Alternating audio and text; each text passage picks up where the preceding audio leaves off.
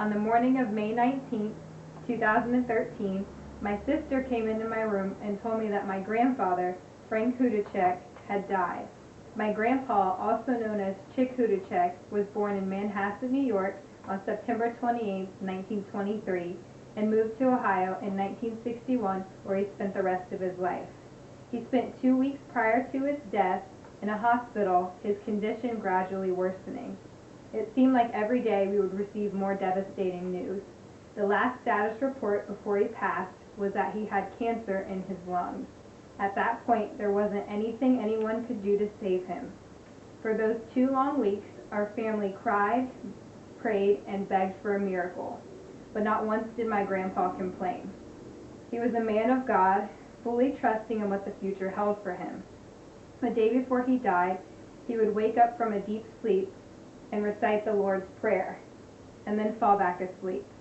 It was like he was trying to tell us something, like he was trying to tell us it was his time to go.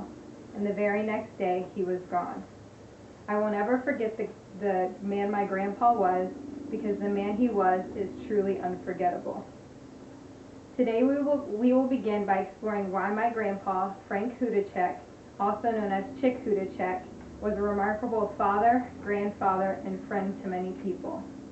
We'll then discuss his bravery in the United States Marine Corps. We'll end by discussing how my grandpa was a loving husband to his wife for 53 years. To begin, the first reason my grandpa was unforgettable was his relationships with the people in his life. My grandpa was a perfect role model for his children. From the stories I've heard about him, he was the type of dad that was at every high school football game and every dance recital. He was supportive, he was encouraging, and most importantly, he was present. And this trend didn't only apply to his children, it also applied to his grandchildren. He was the most consistent person I knew. And by consistent, I mean consistently positive. He never had a negative word to say. He was never discouraging, and he never said no. He would do anything for anyone. And he was also consistent in his actions. And by that, I mean every time he made dinner, he made green beans and kibasi. Every time he picked us up from school, he would follow it up with an ice cream treat. And every time he tried to guess which twin I was, he was wrong. The love he had for his grandchildren was unmatched.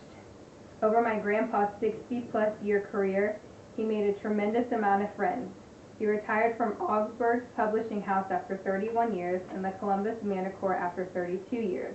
He was also a member of SoCo New York Gymnastics Association and Grove City Post number 8198 VFW.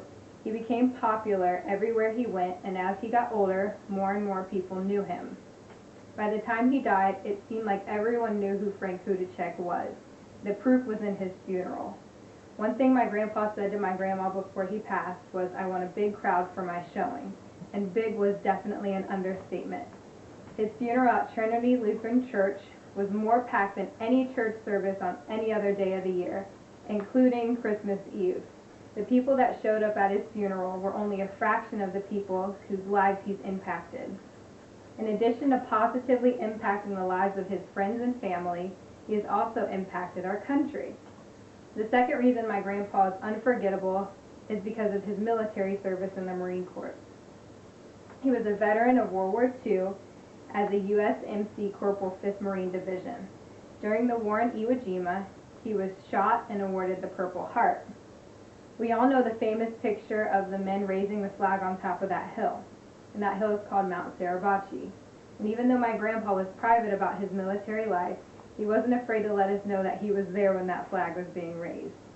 As he grew older, he became more open about his military service. He began giving speeches about his experience in Iwo Jima. His first speech he gave was to a small crowd at a public library. His last speech he gave was to over 100 people at a function for future Marines preparing to leave for boot camp and their families. When he was finished, the crowd gave him a standing ovation. Later that night, a young man stopped him with tears in his eyes and thanked him for his service. He gave him a hug and wished him good luck. After that night, my grandma couldn't stop telling this story to her friends and family. The most memorable speech for me was a few years ago at a military birthday party for the Marine Corps. where they honored my grandpa for his service in the war. After a series of traditions that they do at the birthday party, my grandpa got up and spoke about his experience.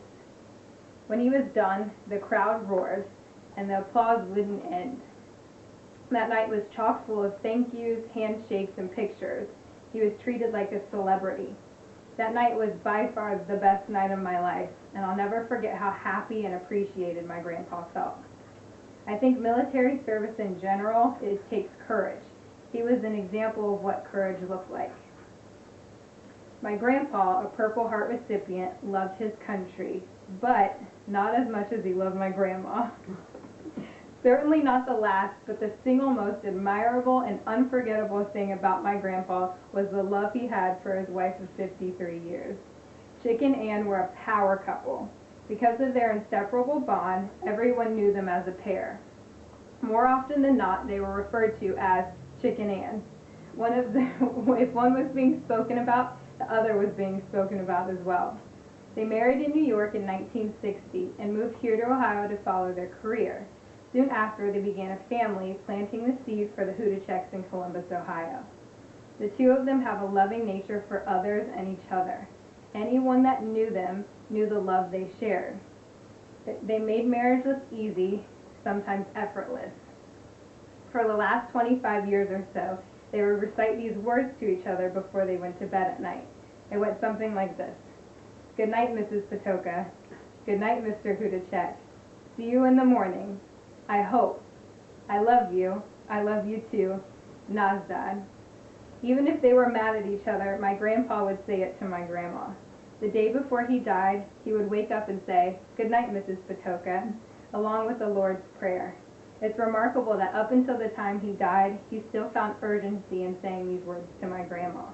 I think the most valuable thing about my grandpa's marriage that I've learned through my grandpa's marriage is to never lower my standards. I shouldn't expect anything less than the example that he has set. He is the perfect example of what a husband should be. He loved my grandma endlessly. It was a love that couldn't be contained, a love with no expiration date, and a love that permeated without a single word being said. It was simply present and consistent through every season of their life together. His love for her was truly unforgettable. To sum everything up, we explored why my grandpa, Frank Hudecek, also known as Chick, was a remarkable father, grandfather, and friend. We then discussed his bravery in the Marine Corps. We ended by discussing how my grandpa was a loving husband to his wife of 53 years. I won't ever forget my grandpa, because I will never forget the man my grandpa was, because the man he was is truly unforgettable. A simple quote by Gandhi sums up my grandpa almost perfectly. He says, Where there is love, there is life. The love my grandpa had for his friends, family, wife, and country made for an extraordinary life. In his obituary it says, His bright smile and warm and loving nature will be cherished and missed by all who knew him. And that's true. His life won't soon be forgotten. He is truly unforgettable. Thank you. That was very nice.